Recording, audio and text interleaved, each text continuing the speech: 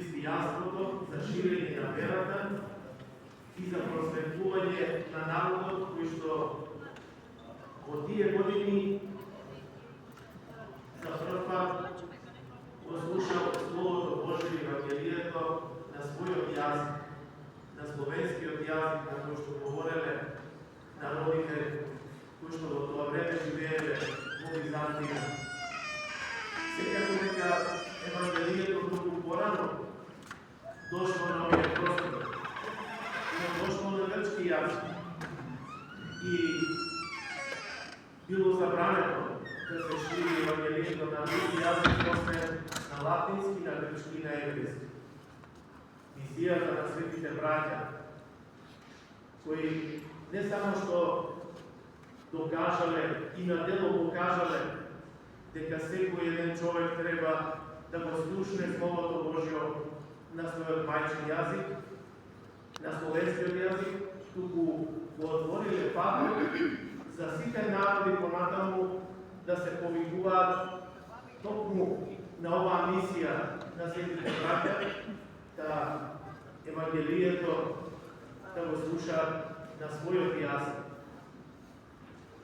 Нивните наследници, значи, светите Климент и Нау, охридските чудотворци, ги нарекуваме чудотворци и затоа што после нивната смрт многу чуда се случиле врз нивните мошти, но и чудотворци можеме слободно да ги наречеме и за време на нивните овоземски животи, бидејќи направиле навистина чудо,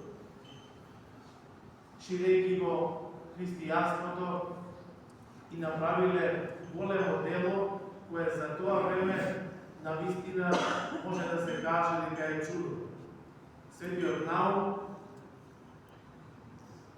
со браќата своји во манастирот на Светите Архангели на брегот на Охридското езеро имал препишувачка дејност, односно да ги препишува и да ги умножува богослужбените книги, а во тоа време пред 11 векови и малку повеќе од 11 векови, кога немало ниту фотокопи, ниту печатница, а гледате колку се обширни црковните книги, можете да замислите колку му требало на еден монах да ја препишете и умножи една од книги. Макотрка работа работеле браќата во манастирот, каде што игумен бил преподобниот Нау Охридски. За запазување и тоа што преподобниот Нау никаде не го ставил својот подпис како монах Нау или со името некој друг епитет да употреби. Така да се предпоставува во историјата дека онаму каде што е подпишан црнолизец храбар, тоа се смета дека преподобниот Нау така се подпишал, не сакал да се знае дека ете тој го направил тоа или некој да му оддава слава за тоа. Меѓутоа, она што Господ не го покрил, не можат и луѓето да го покријат. Па дури ни преподобниот Нау. Неговата скромност важела за тогаш кога живеел, но во неговата смрт се расширил гласот за преподобниот Нау и до денеска, после повеќе од 11 векови, ние ги вкусуваме плодовите од неговото дело, но и од чудотворната моќ Господова која преку моштите на светиот Нау се излева на сите нас. Ете тоа го прави скромноста на човекот.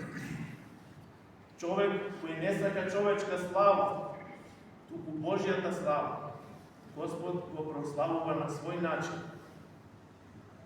Има многу примери во историјата на црквата каде подвижници се подвизувале, правеле метани и правеле молитви, големи поклони, го истоштувале своето тело, не били го издигнале духот свој и душата своја кон небесата и не сакале никој да знае за нив. Има еден таков пример, каде еден монах побарал благослов од старецот свој да појде во планината и малку да поживее сам, да се подвизува и без многу храна и со многу молитва и подвиг да ја издигне душата своја. Кога стигнал до една пештера, сакајќи да ја направи поудобна за себе, почнал да ја проширува и во тој момент од камењата излегло нетрулежно тело на некој друг монах кој исто така се подвизувал на тоа место. И никој не знаел за него. Монахот кој го пронашол светителот со нетрулежните мошти, прво се упатил во манастирот за да го сподели тоа со игуменот и со другите монаси и да појдат заедно и да го донесат во манастирот светителот и да видат кој би можел да биде тој човек, да го прогласат за светител и да имаат полза од него и од неговите мошти сите кои ќе се молат на него. Трчајќи во ноќта стигнал во манастирот со нетрпение, го известил игуменот и сакал веднаш да појдат сите да го донесат светителот во манастирот. Меѓутоа, игуменот го смирил и му рекол: преноќи овде во манастирот, па утре сите заедно ќе одиме, ќе го донесеме светител.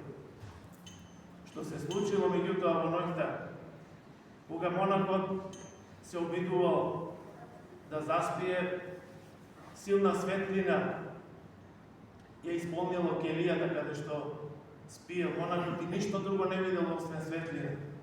И гласот што го слушнал, кој му рекол: кој си ти да ги откриваш моите мошти и телото да ми го откриваш? Толку години се молев на Господ, никој да не знае за мене, дека сум се подвизувал, никој да не знае воопшто, бидејќи не ја сакам човечката слава, туку славата Господова, која е припремена за сите оние кои се Христови, кои ја бараат таа милост Божја.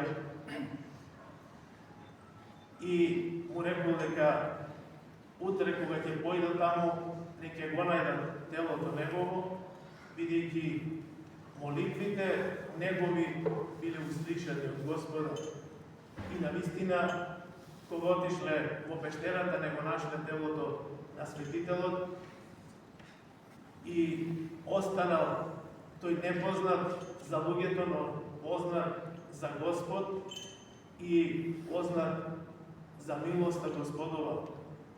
Ете такви се молитвите на оние кои се подвизуваат и кои го молат Господа. Моштите на Свети Наум исто така не се достапни за луѓето. Тие достапен е гробот, меѓутоа зазиден е гробот на Светиот Наум. И неговите мошти не се достапни како што се моштите на Светиот Климент.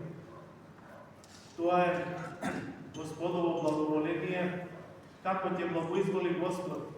Ете, моштите на Свети Климент ги има на многу места во светот.